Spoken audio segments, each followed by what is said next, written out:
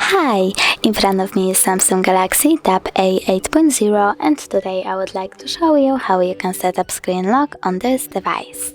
Firstly, go into settings. Now scroll down, tap on lock screen and select screen lock type.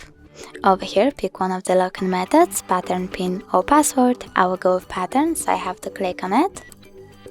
Then draw my pattern, tap continue, draw it again and select confirm. Over here you can turn off all notifications by tapping on the switcher or turn them back on by clicking again. Then when you scroll down you can adjust notifications on your lock screen however you want to. Then click done. So if you want to back up your pattern, in this step you have to click agree and log in into your Samsung account. But I don't want to do that, so I will just click home button, and now when I turn off my screen and turn it back on, I can see that pattern is required.